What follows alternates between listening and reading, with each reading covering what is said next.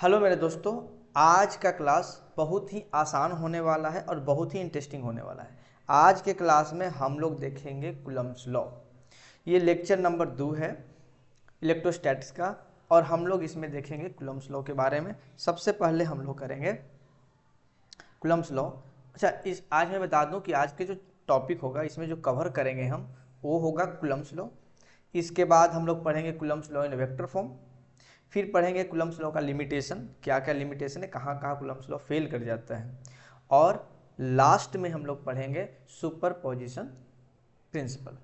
चलिए हम लोग आज का क्लास स्टार्ट करते हैं और सबसे पहले हम लोग पढ़ते हैं कूलम्ब्स लॉ के बारे में। चलिए सबसे पहले स्टार्ट करते हैं कूलम्ब्स लॉ।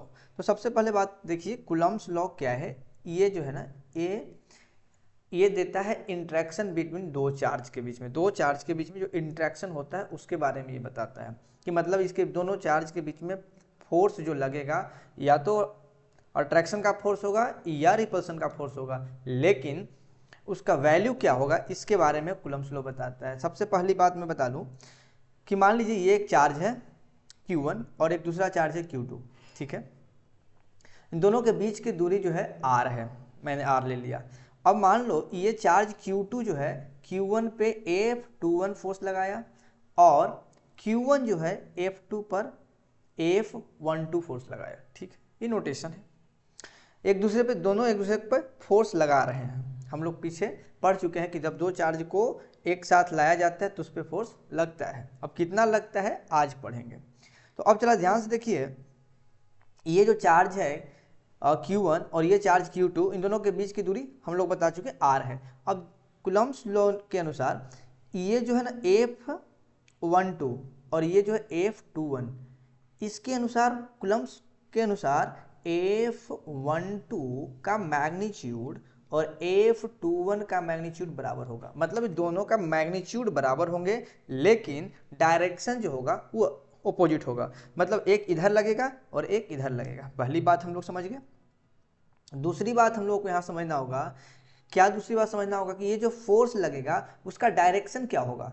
तो ये जो फोर्स होगा, तो ये जब भी फोर्स दो चार्ज के बीच में लगेगा तो हमेशा फोर्स का जो डायरेक्शन होगा उस दोनों चार्ज के सेंटर के लाइन ज्वाइनिंग जो होगा ना उसके अलोंग लगेगा। मतलब दोनों चार्ज के जो सेंटर होगा उससे एक लाइन ज्वाइन होगा, उसके अलोंग लगेगा। या तो फोर्स या अट्रैक्शन का हो या रिपल्सन का हो, लेकिन डायरेक्शन अलोंग सेंट्रल लाइन ही होगा, ठीक है।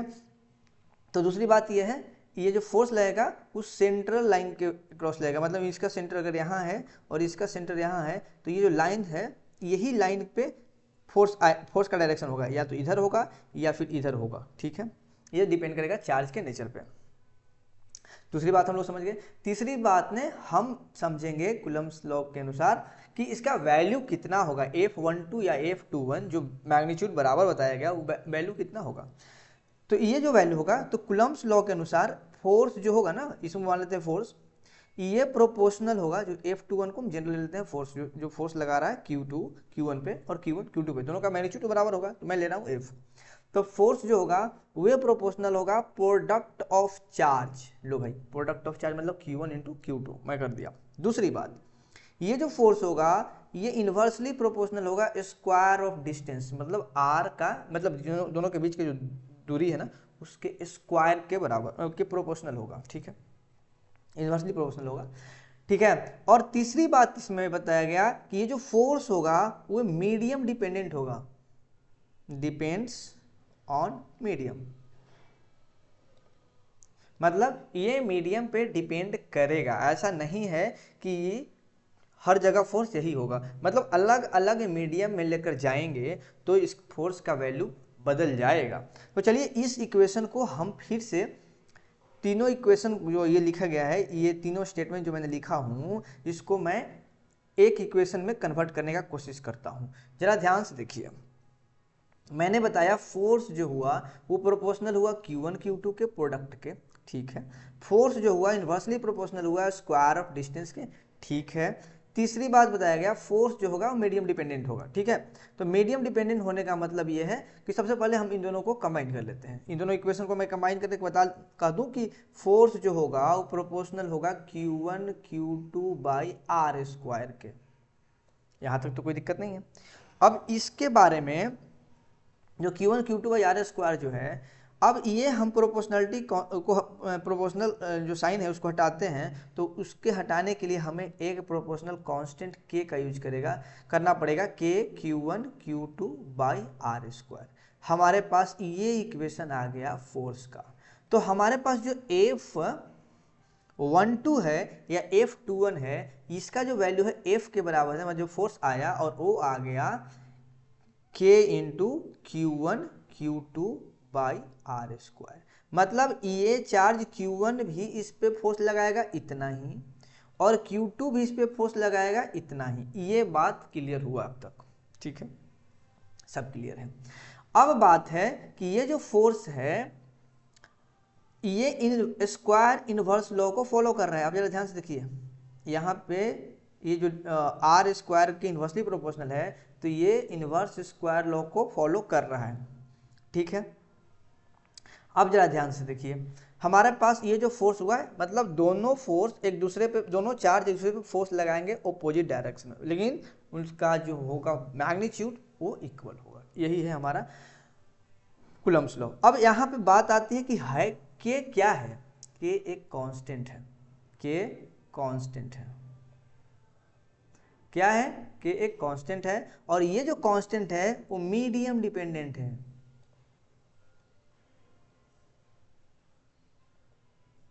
मीडियम डिपेंडेंट है, मतलब ये मीडियम पे डिपेंड करेगा, और यही के जो मीडियम पे डिपेंड करता है, ये फोर्स को मीडियम डिपेंडेंट बना देता है, क्योंकि ये के का वैल्यू अलग अलग मीडियम में अलग अलग होता है। अगर इसका वैल्यू ऐसा ही यूनिट में लिखूं तो ये होता है 9 इंटू 10 पावर 9, ये जो के का वैल्यू हो गया।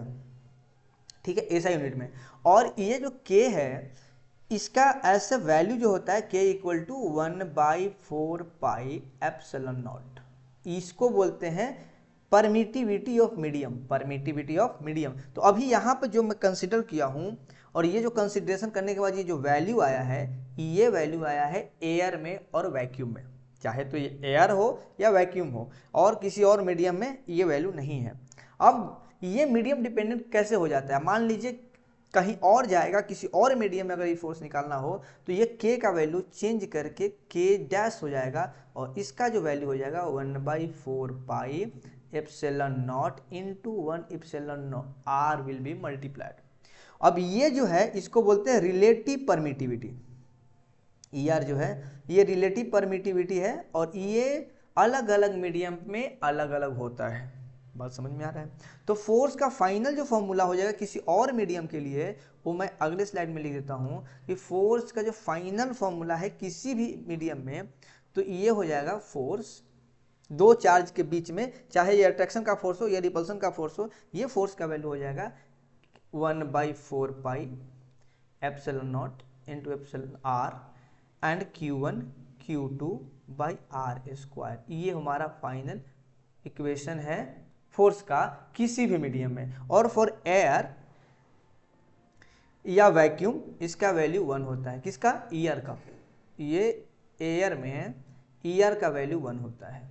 ठीक है, बस हमारा कूलम्ब्स लॉ ये हो गया। तो हमें ये फॉर्मूला याद रखना है, ये वाला, और यही हमारा वैक्यूम में जब बात करें तो ईयर का वैल्यू 1 डाल देंगे, तो फिर से हमारा बैक आ जाएगा कुछ equation 1/4 pi epsilon naught Q1 Q2 by r square.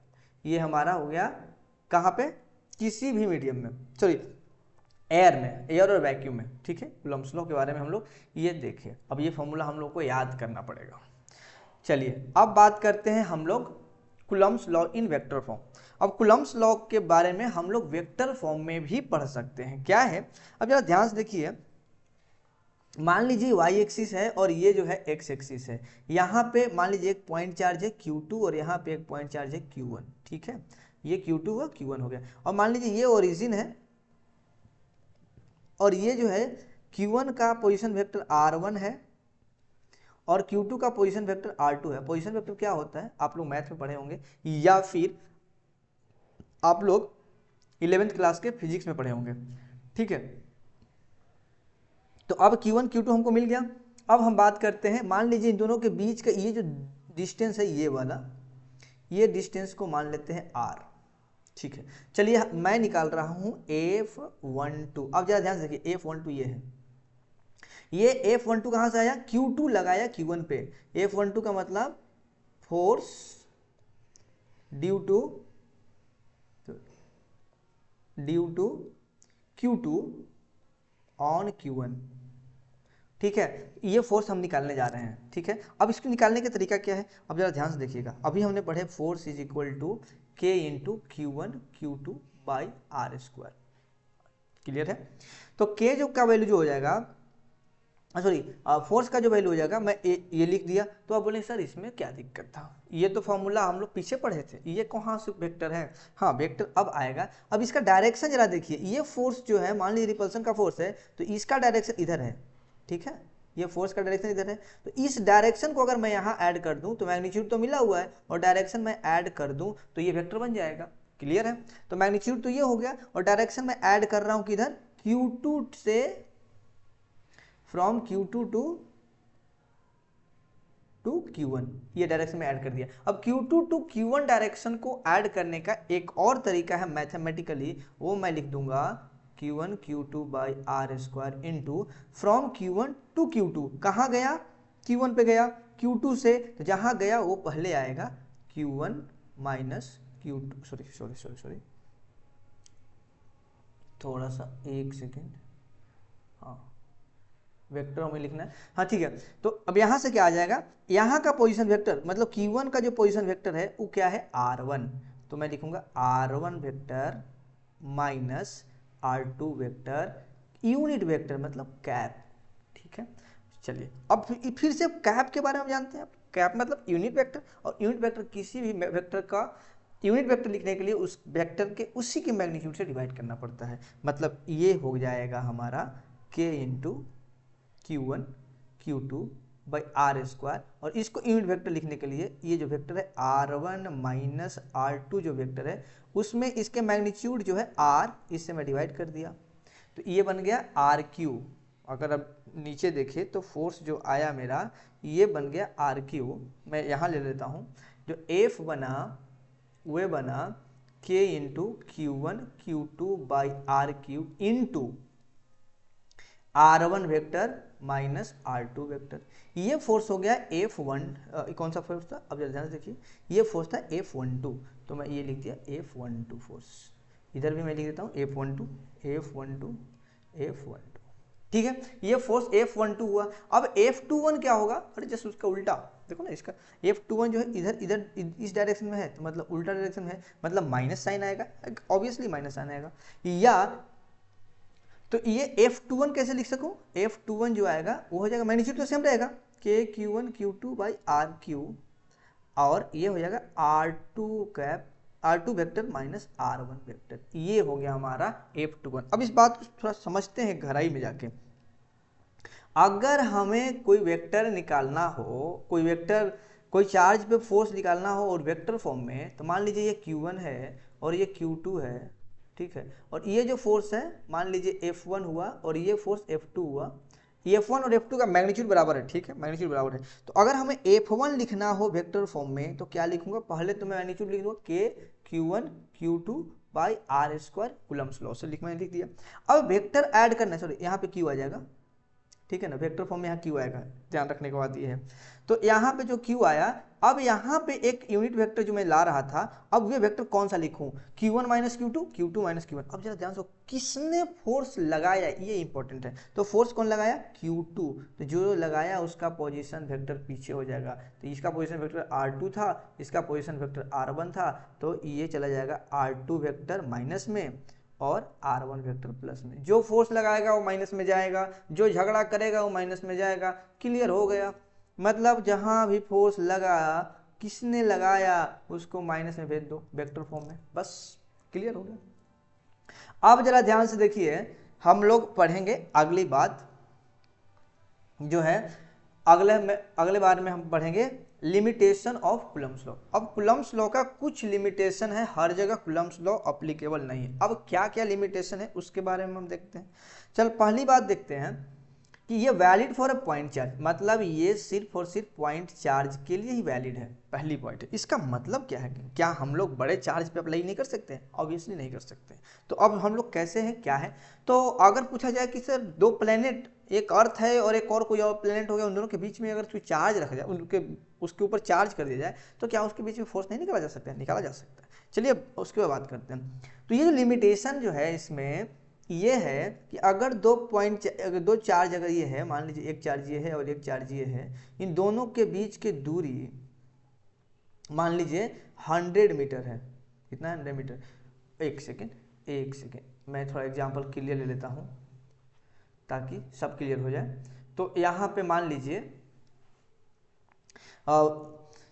कि एक चार्ज है ये और एक चार्ज है ये है, ये मान लीजिए 100 मीटर रेडियस का है और इस चार्ज का रेडियस 200 मीटर है, ठीक है।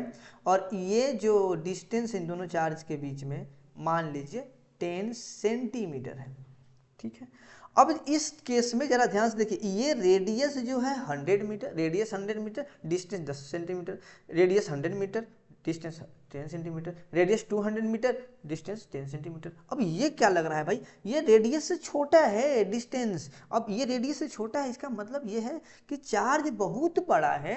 और जब चार्ज बहुत बड़ा है मतलब अगर रेडियस जो है ना, ये आर जो रेडियस मान लेते हैं, अगर दोनों के बीच के डिस्टेंस बहुत बड़ा है तो यहाँ पे कूलम्ब्स लॉ नहीं लगेगा। कूलम्ब्स लॉ नहीं लगेगा, बिल्कुल नहीं लगेगा। तो कूलम्ब्स लॉ लगेगा कहाँ? तो जहाँ पे इस केस को अब ऐसे समझिए कि अगर मान लीजिए प्लेनेट अर्थ है और यहाँ पे एक मून है, ठीक है, और इन दोनों के बीच इसका रेडियस मान लो 6400 किलोमीटर है और या इसका भी कुछ भी किलोमीटर है, और इन दोनों के बीच का जो दूरी है ना, डिस्टेंस आर, ये बहुत ज़्यादा है, बहुत ज़्यादा है। तो इस केस में हमारा कूलम्ब्स लॉ वैलिड हो जाएगा। मतलब कि दो चार्ज के बीच के दूरी उसके रेडियस से बहुत ज़्यादा है तो कूलम्ब्स लॉ लगेगा। और जो पॉइंट चार्ज, जो हमारा स्फीयर है यानी जो हमारा अर्थ है, इसको पॉइंट चार्ज कंसीडर किया जा सकता है क्योंकि ये डिस्टेंस बहुत ज़्यादा है। और ये भी पॉइंट चार्ज कंसीडर किया जा सकता है क्योंकि उन दोनों के बीच का जो डिस्टेंस है बहुत ज़्यादा है। क्लियर हो गया? ये है हमारा लिमिटेशन ऑफ कूलम्ब्स लॉ। दूसरी बात यह है valid for rest charge. Valid for rest charge को हम थोड़ा इस तरह से समझते हैं कि मान लीजिए हमारे पास एक चार्ज ये है और एक चार्ज ये है, दोनों रेस्ट में है, दोनों क्या है? रेस्ट में। तो कूलम्ब्स लॉ लगेगा, 100% वैलिड है। अगर ऐसा हो जाए कि दोनों है ये भी मोशन में चल जाए और ये चार्ज भी मोशन में है तो यहाँ पे कूलम्ब्स लॉ नहीं लगेगा। और तीसरा केस ऐसा भी हो सकता है कि ये रेस्ट में हो गया और ये मोशन में हो गया तो यहाँ कूलम्ब्स लॉ लगेगा। यस, कूलम्ब्स लॉ लगेगा, ठीक है। तो ये हमारा लिमिटेशन था कूलम्ब्स लॉ के बारे में। अब हम लोग पढ़ते हैं अगला टॉपिक जो है सुपरपोजिशन प्रिंसिपल है। अब सुपरपोजिशन प्रिंसिपल है क्या, ये बात समझते हैं। अच्छा एक बात और उससे पहले, अगर अब तक वीडियो मेरा अच्छा लगा और आपको इंटरेस्ट आ रहा है तो please subscribe my channel. If you have not yet subscribed please do it. और लाइक शेयर तो आपको करना है, बिल्कुल करें ताकि मेरा जो हौसला है वो ज़्यादा बढ़े और मैं आपके लिए बहुत अच्छा क्वेश्चन अगले वीडियो में मैं लाऊंगा, बहुत अच्छा क्वेश्चन मैं लाऊंगा ताकि आप लोगों को, ताकि मेरा मदद हो सके। आप अगर मेरा मदद करना चाहते हैं तो बस सब्सक्राइब कर दीजिए, लाइक कर दीजिए, शेयर कर दीजिए, मेरा मदद हो जाएगा। चलिए आगे बात में करते हैं। सबसे मान लीजिए ये क्या है, सुपरपोजिशन प्रिंसिपल क्या है? सुपरपोजिशन प्रिंसिपल क्या कहता है कि the force on any charge due to multiple charge is the vector sum of all forces. अब ये बात को समझते हैं थोड़ा, ये है क्या, कहना क्या चाहता है? मान लीजिए हमारे पास एक सिस्टम है, उस सिस्टम में बहुत सारा चार्ज है, जैसे कि यहाँ। तो मान लीजिए यहाँ पे जो चार्ज है, ये चार्ज मान लीजिए है और उसके आसपास बहुत सारा चार्ज है, ये मान लीजिए ये सब चार्ज हैं, यहाँ भी चार्ज है।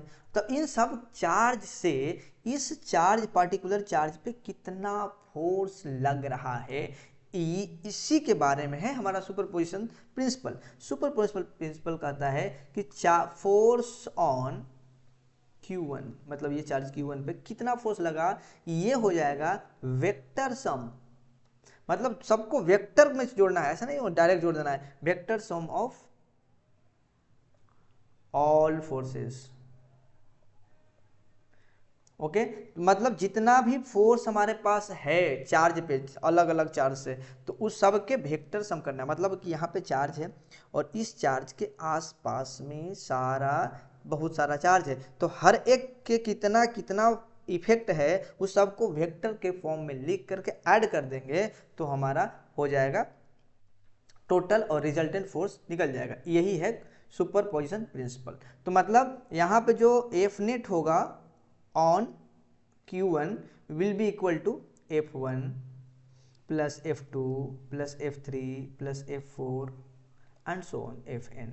मतलब यहाँ पे मान लीजिए एक चार्ज है, एक चार्ज यहाँ है, एक यहाँ है, यहाँ है, यहाँ है, ये इस पे फोर्स इधर लगाया, ये इस पे लगा दिया इधर, ये इसने इधर लगाया, इस पे इधर लगाया, ये इधर लगाया, मान लीजिए ये F1 है, F2 है, F3 है, F4 है, F5 है, तो इसको वेक्टर के रूप में लिख देंगे, तो ये सारे वेक्टर के फॉर्म में जुट जाएगा, सारा वेक्टर के फॉर्म में फोर्स जुटेगा और यही हमारा आएगा net force in the vector form. Okay, ठीक है।